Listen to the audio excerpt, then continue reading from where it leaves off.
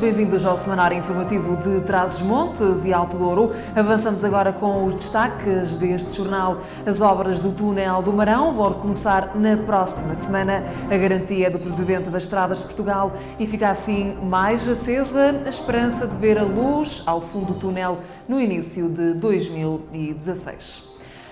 3 bombeiros voluntários de Bragança partiram para uma missão humanitária na Argélia. Os soldados da paz vão permanecer 12 dias no continente africano, onde vão garantir a distribuição de água potável num campo de refugiados. Montalegre volta a acolher as provas do Campeonato do Mundo de Rallycross. Depois da estreia este ano, a Vila Barrosan volta a ser o palco escolhido para o Campeonato do Mundo em 2015. Uma mulher está internada na unidade de cuidados intermédios do Hospital de Vila Real com legionela. A mulher, com cerca de 70 anos, terá passado uns dias de férias em Vila Franca de Xira.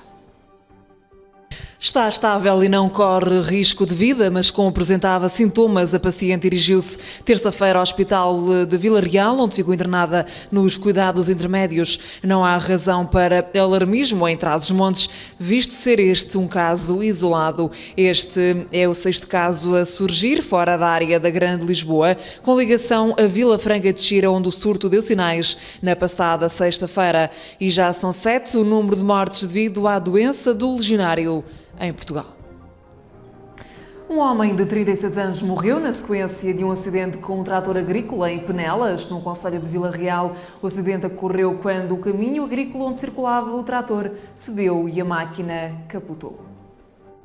O veículo caiu de uma ribanceira, capotou e o homem ficou debaixo da máquina agrícola. A vítima, com 36 anos, era natural da aldeia de Penelas, freguesia de Folhadela, em Vila Real. No local estiveram 6 homens da corporação, com uma ambulância e um veículo de desencarceramento, ainda uma equipa da viatura médica de emergência e reanimação, que confirmou o óbito, e a GNR. Refira-se que só no primeiro semestre de 2014 registaram-se 66 acidentes com tratores agrícolas em Portugal, que provocaram a morte a 36 pessoas. Segundo números divulgados pela GNR, em agosto, entre janeiro de 2013 e julho deste ano, 256 acidentes com tratores agrícolas provocaram 115 vítimas mortais e 83 feridos graves no país.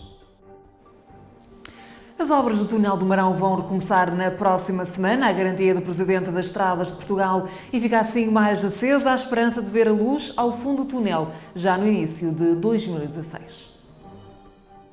Tratando-se de um túnel duplo com 4 frentes de obra que vão recomeçar a elaborar após mais 2 anos e meio de paragem, é considerada uma obra fundamental para a região transmontana. Há já mais de um mês que os taleiros têm vindo a ser montados nas bocas dos túneis, mas estima-se que no pico das obras estejam no terreno cerca de 900 trabalhadores. António Ramalho, o Presidente das Estradas de Portugal, acredita que desta vez os prazos serão cumpridos, o que significa que a autoestrada do Marão estará completa e ligada à autoestrada transmontana no final de 2015, estimando-se que no próximo verão os túneis estejam totalmente perfurados. No primeiro trimestre de 2016, tudo indica que os transmontanos já estarão ligados ao Porto pelo túnel do Marão.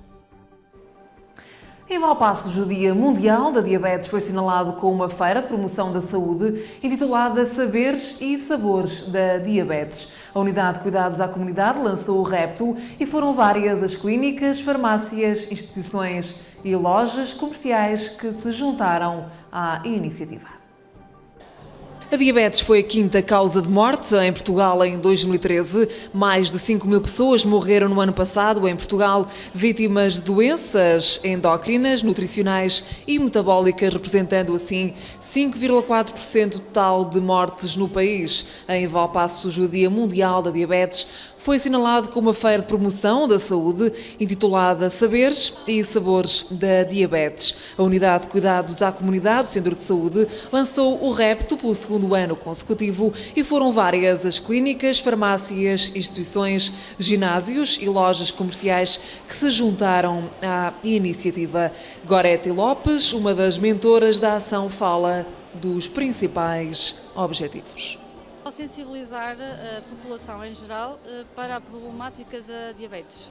É uma doença que cada vez está a aumentar mais. Segundo os últimos dados do Observatório Nacional da Diabetes, existe cerca de 1 milhão de pessoas em Portugal, sendo a prevalência da diabetes de 13%. Isto são números muito grandes e implicam que, ou exigem que se tomem medidas e que cada vez mais se sensibilizem as pessoas, alertem para os riscos, para a necessidade de controlar a doença. Entre as especialidades presentes na Feira de Saberes e Sabores da Diabetes estiveram oftalmologia, podologia, rastreio ao pé diabético, fisioterapia, sensibilização para os benefícios da fisioterapia nos diabéticos, enfermagem, rastreio e sensibilização para os hábitos de vida saudáveis, entre outras que são fundamentais à prevenção da doença. No concelho de Valpaços já há cerca de 1.400 pessoas com diabetes. 3 elementos de bombeiros voluntários de Bragança partiram esta semana para uma missão humanitária na Argélia. Os soldados da paz vão permanecer 12 dias no continente africano, onde vão garantir a distribuição de água potável num campo de refugiados. É a primeira vez que os soldados da paz da Corporação Brigantina avançam nestas missões humanitárias fora de portas. Na Argélia, os bombeiros voluntários vão desempenhar um trabalho diferente do dia-a-dia, por isso fizeram uma formação em Espanha para conhecerem a realidade que vão encontrar no terreno. Os 3 elementos da Corporação de Bragança vão juntar-se a um grupo composto por 7 elementos associados à ONG espanhola Bombeiros em Ação e vão participar nesta missão integrados no projeto Saara 2014-2015. Um fungo deixou este ano os produtores de castanha da Serra da Padrela sem rendimentos. Agora as famílias vivem apreensivas com a falta de castanhas e esperam ajudas do governo. Os produtores transmontanos vivem uma situação aflitiva, pois a castanha é a sua grande fonte de rendimento e as quebras na campanha deste ano estão acima dos 90%. A culpa é do fungo designado por septoriose do castanheiro, que se desenvolveu devido às baixas temperaturas registadas durante o verão e que atingiu a maior mancha de castanheiros da Península Ibérica, a Serra da Padrela. Têm sido consecutivas, as doenças colocam os soltos à prova e os produtores estão a cair no desânimo. Temos zonas que temos perca de 90%. Aqui mais ou menos 80%. Estas partes foram mais tratadas com caulas, não é? Mas infelizmente a maioria dos produtores não caldearam, nos temos habituados a essas coisas, não é? E já tínhamos a doença do cancro, estamos a sofrer muito, felizmente conseguimos combater um bocado o cancro. Depois apareceu a tinta, que destrói os frutos. Espaço de 4, 5 anos, os frutos desaparecem. E as árvores de 20, 30 anos são as mais atacadas pela tinta. E este ano apareceu-nos isto. Sem explicação, não sabemos o que se passa. Fungo. E pronto, o perder a colheita ainda será mais ou menos, mas temos com medo de perder muitas árvores.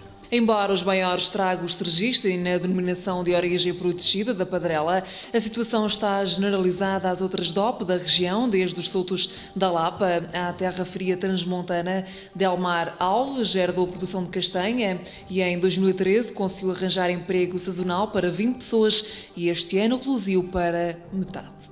É do que a gente vive, não é? E como vê, do trabalho tenho anos de trazer aqui 20 pessoas, este ano reduzimos para metade, mas quando dava um mês de geiras, este ano vai ser... Deram 4 dias, vou ver se lhe dou mais 4 dias. Num ano bom, quanta castanha você consegue apanhar? Num ano bom, posso andar para as 30 toneladas, 30, 40, depende dos anos, não é? Este ano, se houver 5 toneladas, não sei se haverá. Apesar de pouca castanha, boa disposição não falta para quem anda a apanhar este fruto polivalente que se presta a confeccionar purés, pudins e a acompanhar assados, tornando os pratos mais ricos e saborosos. Vou-me embora para o estrangeiro, chora castanha é, sim, uma fonte de subsistência para muitas famílias transmontanas. Este ano a produção teve uma quebra acima dos 90% e os novos soltos demoram cerca de 15 anos a dar lucros aos produtores. A castanha é considerada por muitos o petróleo de Trás-os-Montes e Alto Douro. No entanto, os castanheiros têm vindo a resistir com grandes dificuldades às doenças que os atingem severamente, como o cancro do castanheiro ou o fungo septoriose. A produção de castanha é um meio de subsistência para muitas famílias e o empresário acredita que o futuro da castanha possa estar comprometido. Não é bom para ninguém, penso eu, não é bom para a região, só que infelizmente é pouca população. Toda a gente se preocupa, continua a frisar, preocupa-se se houver uma inundação que estrague um café em Lisboa, no Porto, e o meio de subsistência desta gente toda, que é uma catástrofe autêntica aquilo que se está a passar, não vejo da parte do poder político nem da parte de ninguém qualquer tipo de interesse. Abandonam as pessoas ao seu destino pura e simplesmente e que se desenrasquem. Mais a mais as pessoas estão a ser, o ano passado foi um ano razoável, estão a ser tributados principalmente em termos de segurança social e eles não vão ter rendimento para conseguir suportar. Então só há uma solução, as pessoas vão abandonar os soltos, vão produzir cada vez mais rudimentarmente e quem vai pagar é o castanheiro. As despesas anuais com o tratamento do castanheiro são avultadas. Dinis Pereira refere que um solto plantado hoje só em 2030 irá dar lucro. Pensam que produzir castanhas que é tudo lucro, mas não, porque a implementação de um solto, o solto é sempre um investimento a médio e longo prazo. A plantação de um solto faz-se este ano e começa está-se 10 anos a investir para ele, ao fim de 10 anos, começar a dar algum dinheiro, não de lucro ainda, porque ele só começa a dar lucro a partir de 15 anos. E há uma confusão muito grande na opinião pública que pensam que castanheiros quer semear este ano e colher no próximo ano.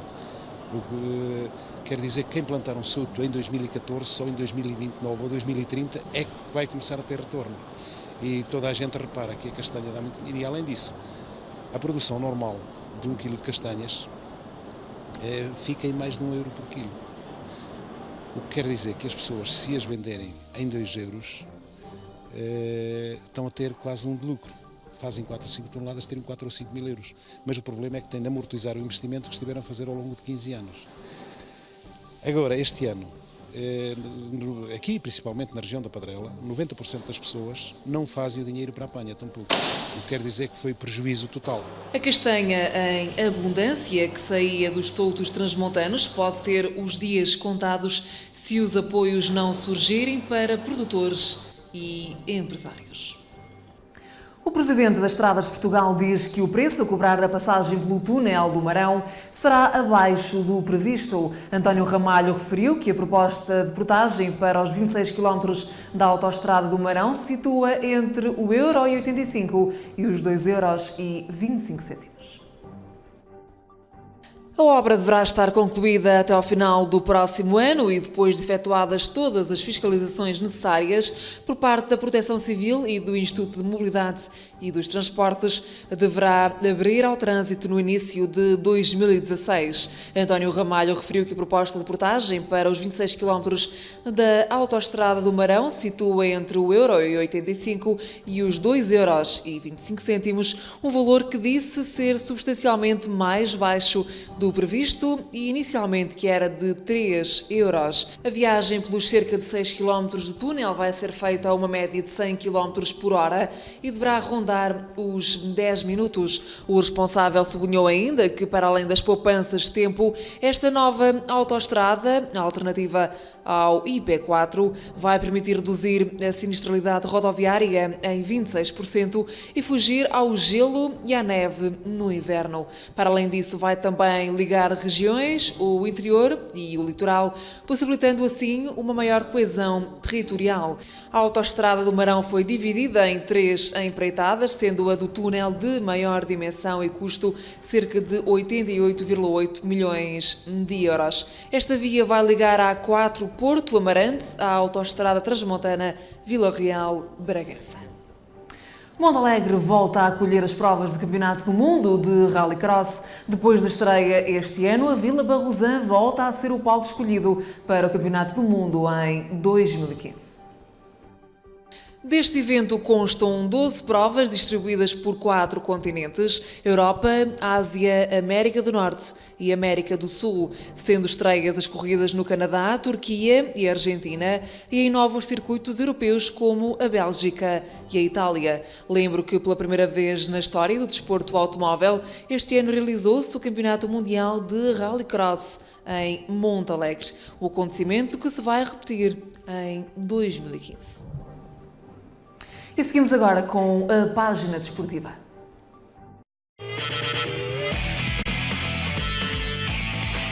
No Campeonato Nacional de Séniores, o Pedras Salgadas joga em casa frente ao Vieira. Na jornada 10, o Bragança vai ao reduto do líder, o FAF, tentar a sorte. Já o Mirandela abre as portas do São Sebastião ao Vila Verdense. Na divisão de honra da Associação de Futebol de Vila Real, o Grupo Desportivo de Serva recebe o Saboroso, o Ribeira de Pena joga frente ao Mondinense, o Fontelas recebe o Vilar de Perdizes, o Grupo Desportivo de Valpaços recebe em casa o Mesão Frio, já o Atei disputa forças frente ao Vila Pouca. O Montalegre recebe o Abambres e o Noura joga frente ao Régua. No futsal, na 2ª Divisão Nacional, o Valpaços vem de uma vitória moralizadora frente ao Piratas de Creixemil por 6-1 e quer continuar a senda de vitórias. Este sábado tem uma prova de fogo frente ao líder, o Gualtar, para a jornada 7.